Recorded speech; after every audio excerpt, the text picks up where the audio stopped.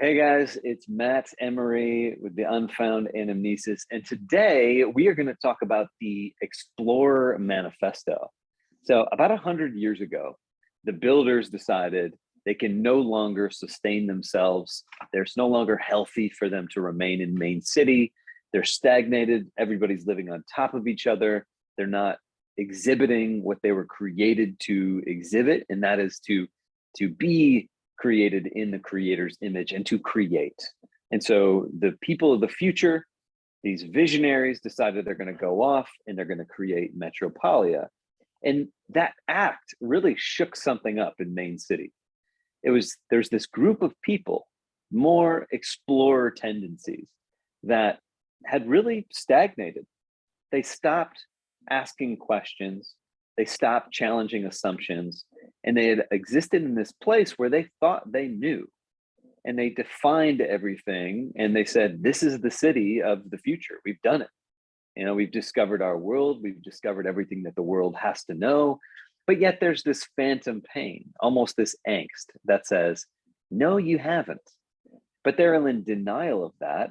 And so for many years, they're stagnating, their society's becoming sicker. Eventually the builders have to leave. And this one man, he writes this manifesto. It's this creed, sort of this desperate plea for people to acknowledge the phantom pain, this angst that he knows exists, because they have not discovered everything that there is to discover. They've just defined their reality. They said, this is it, we did it. And so in a desperate plea to gain followers, this manifesto was written to speak to the hearts of explorers.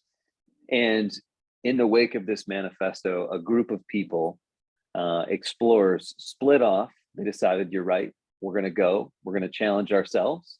And they moved themselves to base camp. And it's not a city, so to speak. It's more of a camp or an encampment. But it's still something really official at the base of the Great Mountain, where the annual climb, or really the constant climb, is held. And so I'm going to read you this manifesto. We're going to get to know the explorers a little bit better. I personally, at this stage in my life, am walking the path of the explorer. So I have a certain fondness for this way of thinking. If I were adrift at sea, I would conquer my hunger before it conquered me. I wake at a new helm.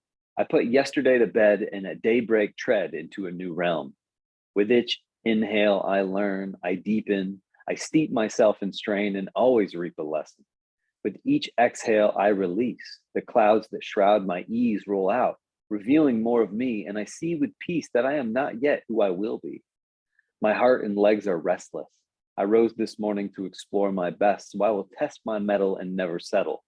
Comfort is irrelevant. Only in triumph am I celebrant.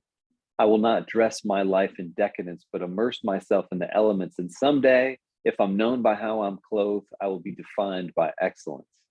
What can you teach me? I ask a struggle. When I am doubled over with bloody knuckles, I am untroubled. I am a student then, as if huddled over a book in study.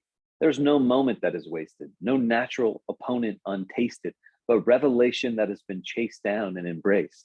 As I explore, I ask, how can I seek to understand? What further fear can I command?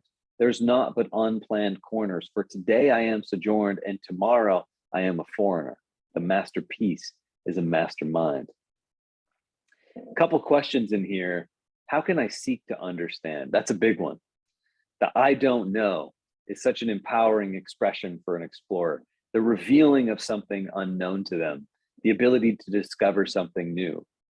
It's a bright, hot, red spot on the map. They just have to go see. What can you teach me? The explorer definitely looks at a scenario, a failure, something unfamiliar, and they get excited. What can I learn from this? Because it's all part of their evolution. It's all part of their growth. It's all part of recognizing how little they really know.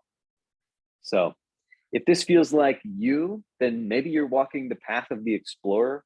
I think the explorers are a vital necessity to society, to keep things shaken up, to always be asking questions, to keep things undefined, to keep people from identifying. But the explorer, just as much as a builder or defender, can get really unhealthy. And that's why society had progressed to the point where it was so necessary for the builders to leave, for the explorers to leave. And next week, we'll talk about why the defenders left. It's kind of a Rogue One type, mini story, very dramatic. But before you go, like this video, comment, are you an explorer? Are you a defender? What are some of the behaviors that you think would be typical of explorers beyond the ones that I shared here? And subscribe. Thanks, y'all.